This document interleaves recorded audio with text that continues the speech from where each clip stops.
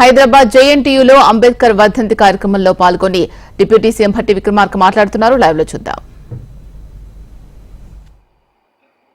అటువంటి రాజరిక వ్యవస్థ నుంచి ఈ దేశాన్ని పూర్తి స్థాయిలో ప్రజాస్వామ్య దేశంగా మారుస్తూ ఆనాటి మహానుభావులందరూ ఈరోజు మన యూనివర్సిటీకి సంబంధించిన జేఎన్టీయూ యూనివర్సిటీ జవహర్లాల్ నెహ్రూ గారి పైన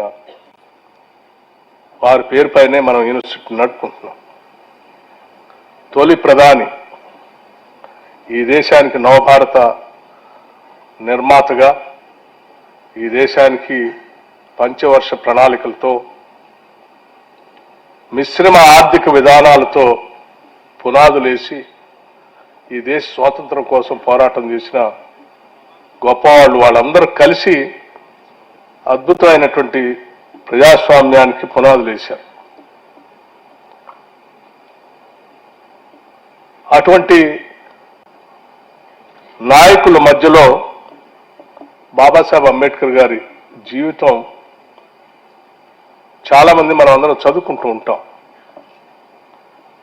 మా లక్ష్మారెడ్డి గారు కూడా చెప్పారు, మనం అందరం చాలా గొప్పవాళ్ళు అవుతాం కావాలి అని అనుకోవటమే ప్రధానమైనటువంటి అంశం. అని అనుకుంటే సాధిస్తామని. సరే, మానవులుగా మనం అందరం చాలా సందర్భాల్లో చిన్న చిన్న అంశాలకు కూడా స్పందిస్తాం. స్పందించి అది పాజిటివ్గా ఉండొచ్చు, నెగిటివ్గా కూడా ఉండొచ్చు. కానీ డాక్టర్ బాబాసాహెబ్ అంబేద్కర్ జీవితంలో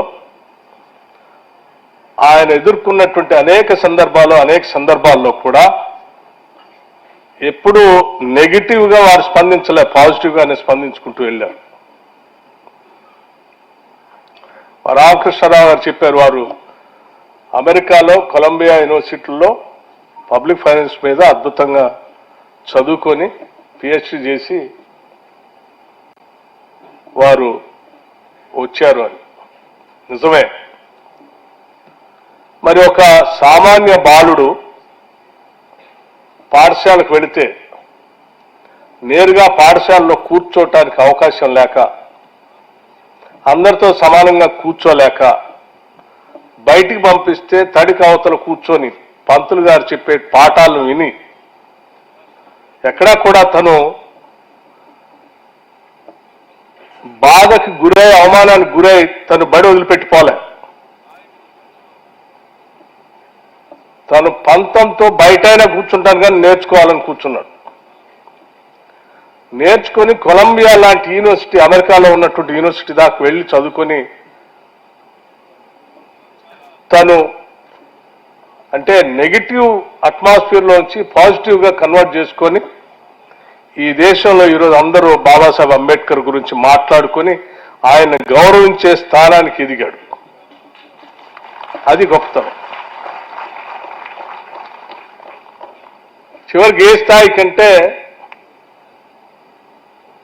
కొలంబియా యూనివర్సిటీలో లైబ్రరీలో ఆయన బస్ట్ స్టాచ్యూని పెట్టుంచారు. నేను అమెరికా వెళ్ళినప్పుడు తప్పనిసరిగా ఆయన చదువుకున్న ప్రదేశానికి వెళ్ళాలని చెప్పి ఆ యూనివర్సిటీ లైబ్రరీకి వెళ్ళి వారికి దండేసి పుస్తకంలో ఆ మహానుభావుడు నువ్వు ఏడదాకా వచ్చి చదువుకొని వచ్చినందుకు నిజంగా మా అందరికి స్ఫూర్తి అని చెప్పి రాసి మరి వచ్చాను. అంత బాగా చదువుకొని వచ్చిన తర్వాత కూడా డిఫెన్స్ సెక్రటరీ అయితే మరి అటెండర్గా అంటే బంట్రోత్గా ఉన్నటువంటి వ్యక్తి ఫైల్స్ అందించడానికి ఫైల్స్ ఇసిరేసే పరిస్థితి ఉన్నప్పుడు అప్పుడు కూడా నెగిటివ్గా స్పందించలే. ఈ సమాజం ఈ రకంగా ఉంది, దీన్ని మార్చాలి అని చెప్పి గొప్ప ఆలోచనతో బయటకు వచ్చి మార్చడానికి కావాల్సిన మార్గాన్ని ఎత్తుకుంటూ ముందుకు నడిచాడు. అలా నడిచిన క్రమంలోనే ఈ దేశానికి భారత రాజ్యాంగాన్ని ఆయన అందించగలిగాడు. ఈరోజు మనం అందరం సమానమైన హక్కులు ఈ దేశంలో పొందగలుగుతున్నామంటే ఆయన ఆలోచన, పాజిటివ్ దృక్పథంతో ఆలోచించిన విధానంతో వచ్చినటువంటి భారత రాజ్యాంగం ద్వారా ఈరోజు మనం అనుభవించగలుగుతున్నాం. మిత్రులారా, ఒక్కసారి ఆలోచించేయండి. అంటే ఇన్ని అసమానతల్ని ఇన్ని ఇబ్బందుల్ని కూడా అధిగమించడానికి ఏకైక మార్గం విద్య అని నమ్మాడు ఆయన. తనను తను విముక్తిని చేసుకోవడానికి కూడా విద్యని ఆశ్రయిస్తూ తనలాగా బాధపడేటువంటి వాళ్ళందరినీ విముక్తి చేయాలంటే కూడా విద్యే మార్గం అని చెప్పి ప్రగాఢంగా నమ్మి అనేక విద్యాలయాలను కూడా స్థాపించారు వారు. మనందరికీ ఒక డైరెక్షన్ కూడా ఇచ్చారు, చదువుకోండి.